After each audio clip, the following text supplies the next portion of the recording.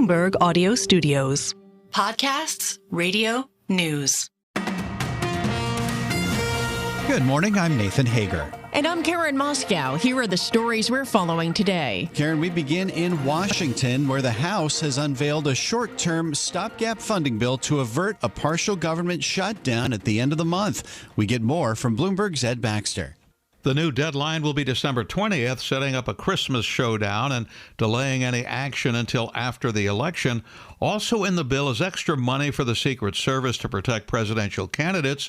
It does not include the proof of citizenship rider that Donald Trump had demanded be included.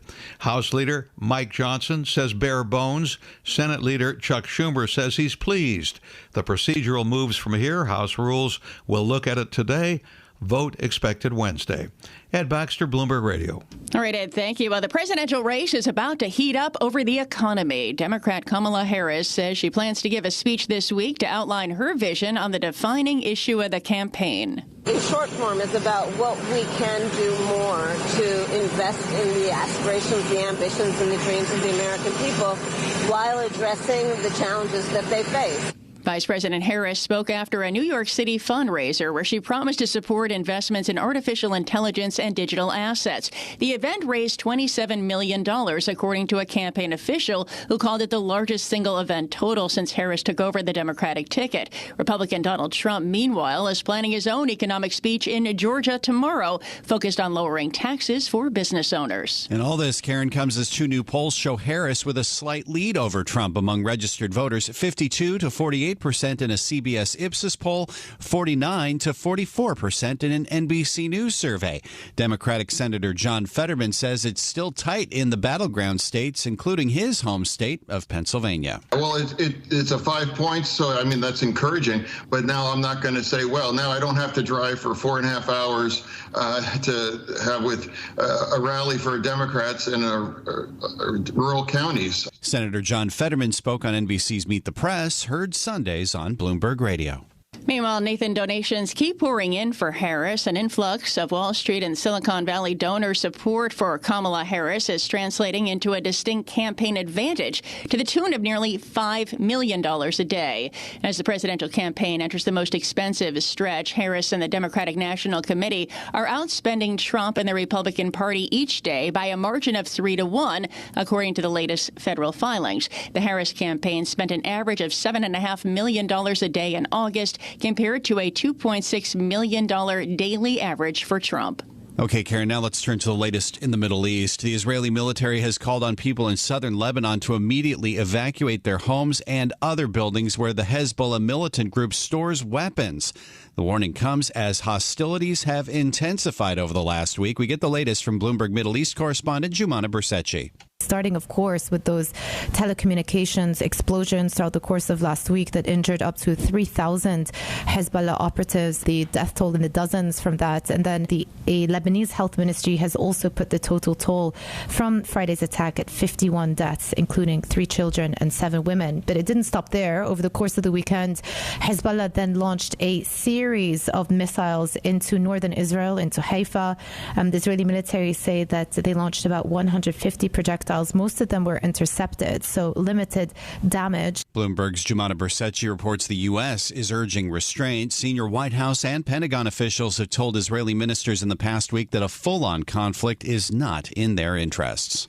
Well, Nathan, Ukrainian President Volodymyr Zelensky is in the U.S. He began his visit with a stop at an ammunition plant in Pennsylvania, a critical swing state that'll help determine the outcome of November's presidential election. The trip to Scranton, Joe Biden's hometown, on Sunday kicked off an intense week of diplomacy as the Ukrainian president is set to address the UN General Assembly in New York. Turning to markets now, Karen, futures are little changed ahead of a key week from speeches from Fed officials. After last week's jumbo rate cut, investors wait for comments from regional presidents Raphael Bostic and Austin Goolsbee today. As markets sit near record highs, Nadia Lovell, senior U.S. equity strategist at UBS, sees stocks moving higher.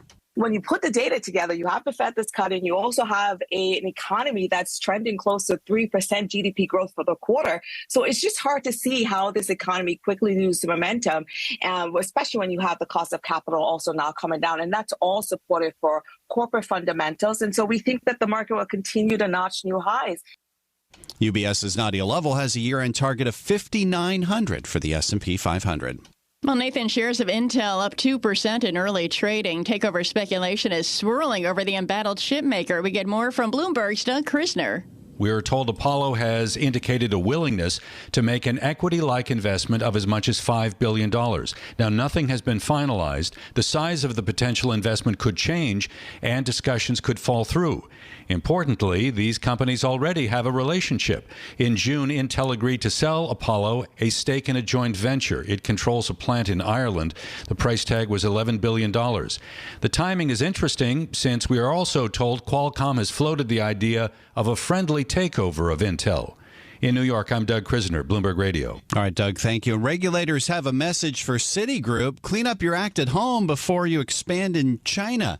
Bloomberg's John Tucker's here with more on that. So, John, looks like the bank is facing fines? Yeah, Nathan, the Federal Reserve imposed a penalty on Citigroup for its data management and risk controls in the U.S. Now, more importantly, this throws up a roadblock to their expansion plans in the world's second biggest economy. The Chinese authorities do require a clearance letter from the Fed verifying Citi's regulatory standing. Citi was instructed to resolve its data management problems after being hit with a combined $136 million in fines in the U.S. Sources tell Bloomberg Citigroup is continuing its discussions with Chinese securities regulators to set up the business and has no plans to pull its application. This all comes as global banks have seen their China securities operations hampered in recent years. In New York, I'm John Tucker, Bloomberg Radio. It is time now for a look at some of the other stories making news in New York and around the world. And for that, we're joined by Bloomberg's Michael Barr. Michael, good morning. Good morning, Karen. World leaders are gathering in New York City as the United Nations General Assembly is this week. The crisis in the Middle East is expected to be a major talking point when President Biden addresses the UN tomorrow. At the Summit of the Future on Sunday, Israel's ambassador to the United Nations, Danny Danon, told world leaders that they are a peaceful nation that has no other choice but to defend their people. We will use all means at hand, our determination, our innovation, and our strength to protect our people. As for UN security command posts have been monitoring sowing dozens of compounds and the 1,400 live security camera feeds, door alarms, and emergency alerts. Security Inspector Melinda McCormick. Sometimes we screen during the high-level period up to 22,000 delegate staff and non-UN entities per day. 22,000. That is a high number. And New York commuters, they are used to the drill of UN gridlock alerts, road closures, and detours, but this time around it's set to be particularly bad. Streets are already jam-packed, and now there's growing skepticism about the reliability of mass transit trains and buses. The U.S. and India reached an agreement to work together on setting up a semiconductor fabrication plant in the South Asian nation. It gives a boost to Prime Minister Narendra Modi's efforts to bolster manufacturing in the country. Modi was part of a roundtable with tech CEOs discussing technology and innovation, including Google CEO Sundar Pichai. The Prime Minister has been focused on transforming India with his Digital India vision. He pushed us to continue making in India, designing in India. We are proud to now make our Pixel phones manufactured in India. Modi also addressed an Indian event on Long Island. A search is underway for the shooters who killed 4 people and injured 17 others in a weekend shooting at a popular night spot in Birmingham, Alabama. Police say victims were caught in the crossfire during the shooting late Saturday night. Authorities say they believe the shooting was a paid hit on one of the victims, and other victims were caught in the crossfire. Police Chief Scott Thurmond. Just very, very distressing, very hurtful that this occurred in our city and occurred in this area and that so many people were injured and several lost their lives. Chief Thurmond says a news conference is planned for later this morning. Global news 24 hours a day and whenever you want it with Bloomberg News Now. I'm Michael Barr, and this is Bloomberg, Karen. All right, Michael Barr, thank you.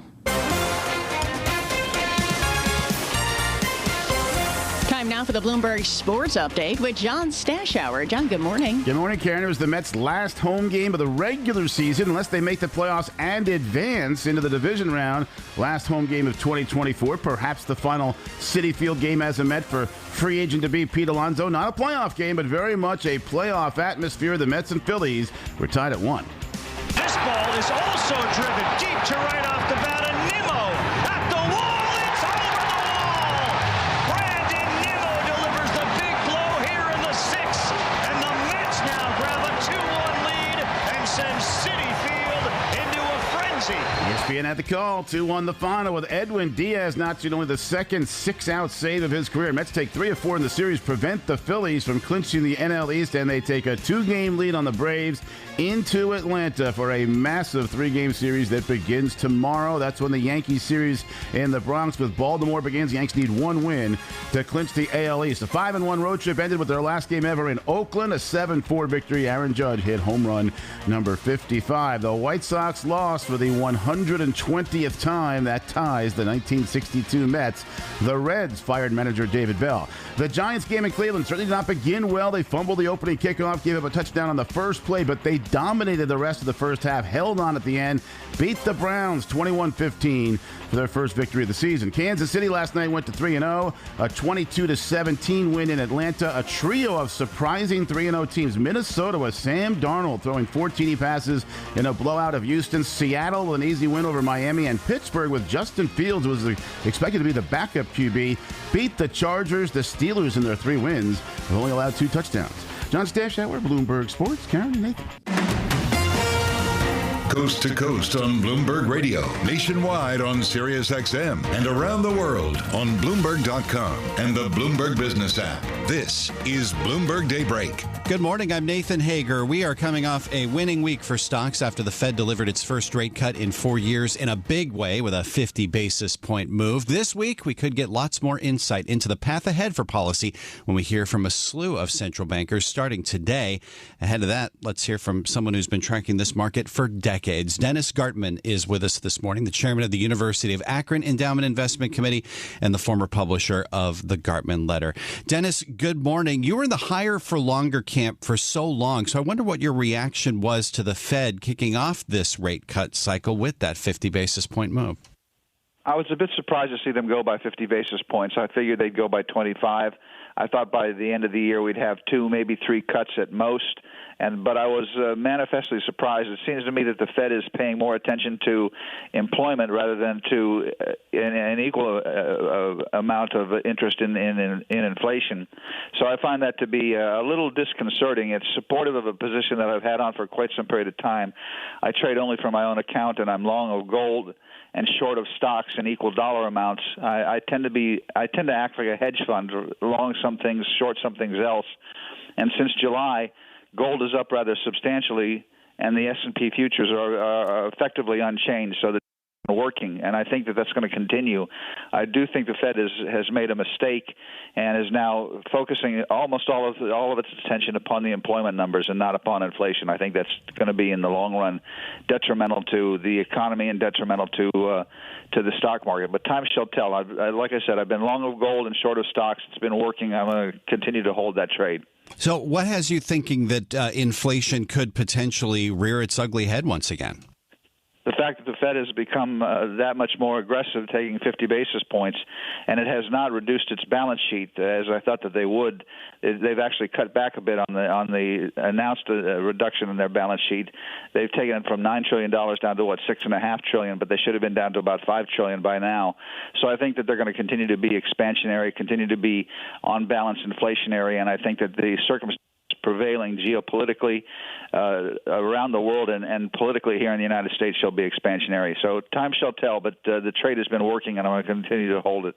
At the same time, we have seen, along with gold, stocks trading near record territory as well, continuing to set records even with rate cuts. Do you see opportunity in stocks? The only place that I find that I have any interest in is real estate, because real estate has been so under duress. It has been one of the areas where the public has been not enamored of it, and in fact has been shed of real estate. So I find REITs, especially those that are involved in commercial real estate, rather interesting. The dividends are extremely strong and in most instances well covered. So that's the one area in the stock market that I have some interest in is REITs. We are also seeing bond steepening. We're out of disinversion, have been for a couple weeks now. What's the signal that you're getting from the bond market right now? Historically, once we get in the process of disinverting, that has been historically detrimental to share prices. Again, time shall tell. Those who don't learn the lessons of history are doomed to repeat the same failures. So the fact that we are going back to a regularly sloped yield curve at the short end of the curve, that's going to continue, and that has been historically a signal for a detrimental circumstance for stock prices. Are you thinking that we could be headed toward either a correction or a bear market? And what would get you to thinking that? Got about 30 seconds left. Like I said, I've been bearish of stocks since July. We've failed to make new highs, and historically, once we start the process of taking the yield curve to a positive slope again, a change in the yield curve, that has been detrimental to share prices. So I think that we're going to be in a bear market eventually. Time shall tell, but I think that the bear market began in the middle of July when most of the indices here in the United States made a high, and we've not made new highs since then. And what bothers me is that the other indices around the world, the DAX looks terrible, the Euro Stocks Index looks terrible, the Nikkei looks terrible. So I think that something is changing quietly at the margin. Time shall tell. This is Bloomberg Daybreak, your morning podcast on the stories making news from Wall Street to Washington and beyond. Look for us on your podcast feed by 6 a.m. Eastern each morning on Apple, Spotify, or anywhere else you listen. You can also listen live each morning starting at 5 a.m. Wall Street time on Bloomberg 1130 in New York, Bloomberg 99.1 in Washington, Bloomberg 92.9 in Boston, and nationwide on Sirius XM Channel 121.